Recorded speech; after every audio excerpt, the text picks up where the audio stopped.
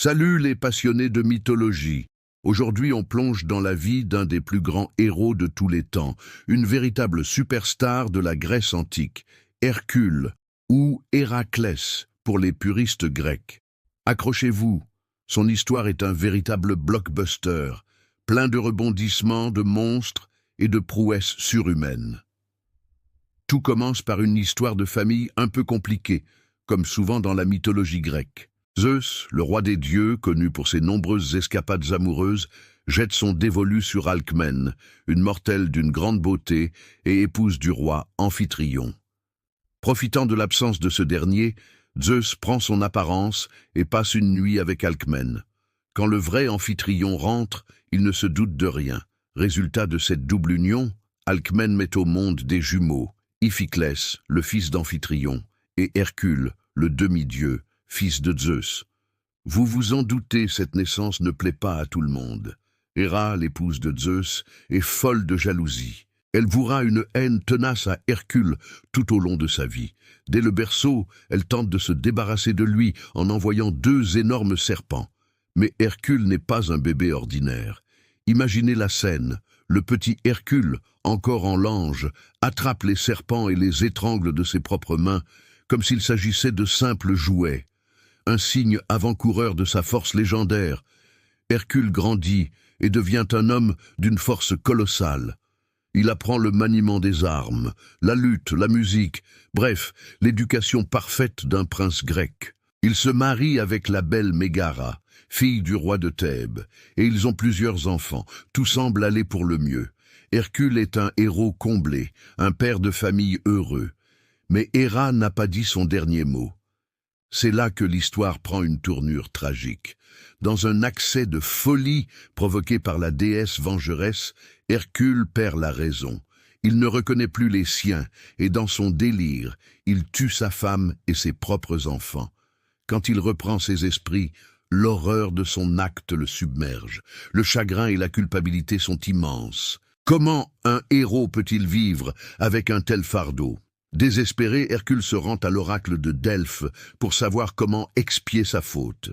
La pitié lui ordonne de se mettre au service de son cousin, Eurysthée, le roi de Tirynthe, un roi que Hercule méprise, mais il n'a pas le choix.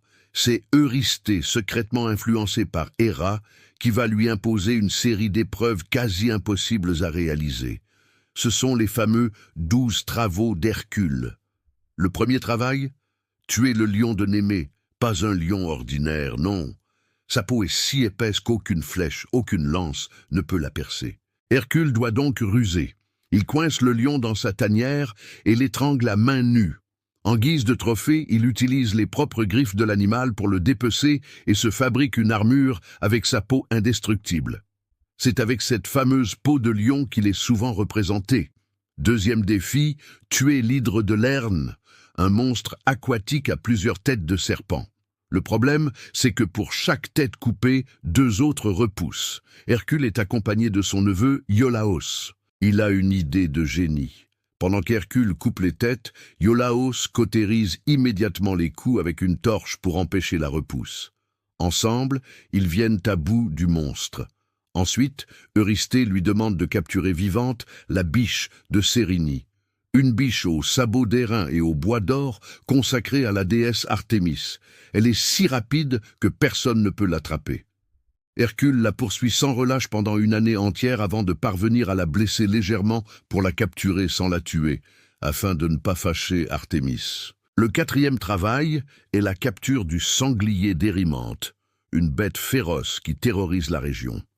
Hercule le poursuit dans la neige épaisse jusqu'à ce que l'animal s'épuise, puis il le capture et le ramène sur ses épaules à Eurysthée, qui, terrifié, se cache dans une grande jarre.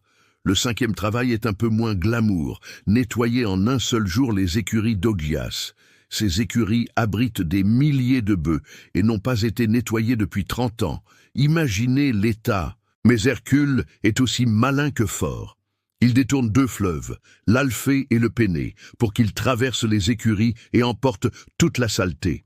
Efficace et écologique. 6e épreuve, exterminer les oiseaux du lac Stymphale. Des oiseaux aux plumes, bec et serre de bronze qui se nourrissent de chair humaine. Hercule utilise des castagnettes en bronze offertes par la déesse Athéna pour les effrayer et les faire sortir de la forêt. Une fois en vol, il les abat avec ses flèches. Pour son 7e travail, il doit capturer le taureau de Crète, un animal furieux qui crache du feu et sème la destruction sur l'île. Hercule le maîtrise par la force brute, le capture et le ramène à Eurysthée.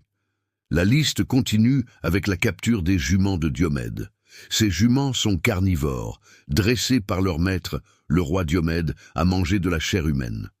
Hercule, pour les calmer, leur donne leur propre maître à manger avant de les ramener. Une justice un peu brutale, mais efficace. 9e travail, rapporter la ceinture d'Hippolyte, la reine des Amazones. Une mission qui semblait simple au départ, car la reine, impressionnée par Hercule, accepte de lui donner sa ceinture. Mais Héra, encore elle, déguisée en Amazone, répand la rumeur qu'Hercule veut enlever leur reine. Une bataille éclate et Hercule, pensant être trahi, tue Hippolyte et prend sa ceinture. Le 10e travail l'emmène aux confins du monde connu. Voler les bœufs de Gérion, un monstre à 3 corps qui vit sur une île lointaine. Après un long voyage et un combat contre le monstre et son chien à 2 têtes, Hercule ramène le troupeau. Les 2 derniers travaux sont encore plus spectaculaires, car il l'emmène dans le monde des morts. 11e mission, rapporter les pommes d'or du jardin des Hespérides. Ces pommes, qui donnent l'immortalité, sont gardées par un dragon à 100 têtes, Landon. Hercule demande l'aide du titan Atlas, qui soutient la voûte céleste sur ses épaules. Hercule propose de tenir le ciel à sa place pendant qu'Atlas va chercher les pommes. Atlas accepte, mais à son retour, il refuse de reprendre son fardeau. Hercule doit encore ruser. Il feint d'accepter et demande juste à Atlas de reprendre le ciel un instant, le temps de mettre un coussin sur ses épaules. Le titan naïf accepte, et Hercule s'empare des pommes et s'enfuit. Enfin, le 12e et dernier travail, le plus terrifiant de tous, ramener des enfers Cerbère, le chien à 3 têtes qui en garde l'entrée.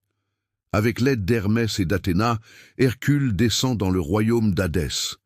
Il obtient la permission du dieu des enfers de prendre Cerbère, à une condition, le maîtriser sans armes. Hercule y parvient par sa seule force, le présente à Eurysthée, puis le ramène sagement à sa place.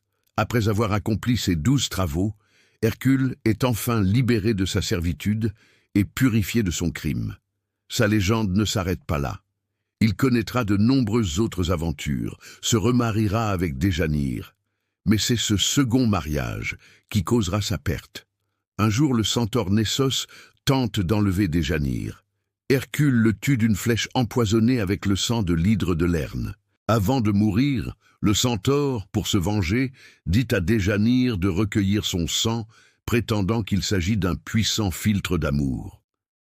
Des années plus tard, craignant que l'amour d'Hercule ne lui échappe, Déjanire enduit une tunique avec ce sang et la lui offre.